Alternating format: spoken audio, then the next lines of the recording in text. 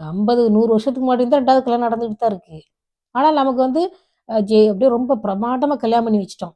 பெரிய இடம் வேற. இது இது மாதிரி ஒரு இடம் கிடைக்கவே கிடைக்காது. என்ன? வீட்ல ரூமுக்குள்ள வச்சு அடி அடின்னு அடிக்கிறவன் மாதிரி ஒரு நல்லவன் உலகத்துல கிடைக்கவே மாட்டான். இன்னொரு நல்லவன் கிடைக்க மாட்டான்.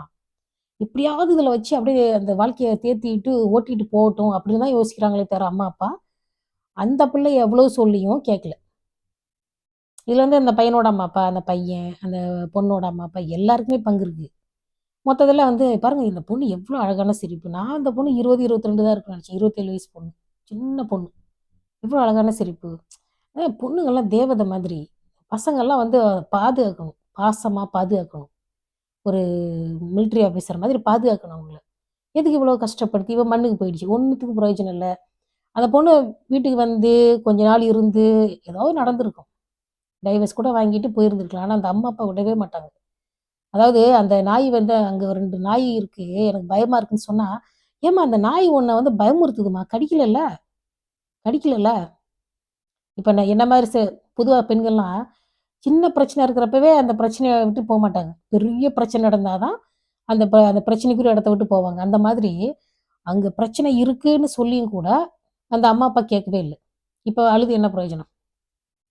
இது என்ன புதுசா நடந்துகிட்டு இருக்கு. இதுக்கு முன்னாடி எத்தனையோ நான் கேஸ் பார்த்துருக்கேன். அதாவது பணக்காரங்க வரதட்சணை குடுத்து கல்யாணம் பண்ணிட்டு, அவங்களால வந்து அந்த இடத்துல இருக்க முடியல. ஏன்னா வந்து அவங்களுக்கே வீட்ல சும்மா வெட்டியா உட்காந்துருந்தா ஏதாவது சொல்லிட்டே தானே இருப்பாங்க. கணவன், மனைவி அதாவது அம்மா, மாமனார், மாமியாரு, வீட்டுக்கார் 3 பேரும் ஒரு பொண்ண அத கஷ்டப்படுத்தினா எவ்வளவு எ எ அத எப்படி ஃபேஸ் பண்ணுவாங்க? எப்படி ஃபேஸ் பண்ணுவாங்க? ஒவ்வொருத்தரும் ஒவ்வொரு மாரி சொல்லுவாங்க. அப்போ அந்த ஒரு பிரச்சனை வந்து அத யோசிச்சுக்கிட்டு இருக்கிறப்ப இன்னொரு பிரச்சனை வரும். அப்படி தொடர்ந்து பிரச்சனையில இருந்து, இருந்து, இருந்து அ மெ இந்த பொண்ணு இப்படி ஆயிடுச்சு. அதாவது அந்த பொண்ணு என்ன சொல்றாங்கன்னா, "நான் 2வது கல்யாணம் எனக்கு போ முடியாது" அப்படின்றாங்க. அதாவது மன உளைச்சல்ல இருக்கிறப்ப அப்படிதான் தோணும். அந்த மன உளைச்சல்லாம் சரியானதுக்கு அப்புறம், "இவன்லாம் ஒரு ஆளா?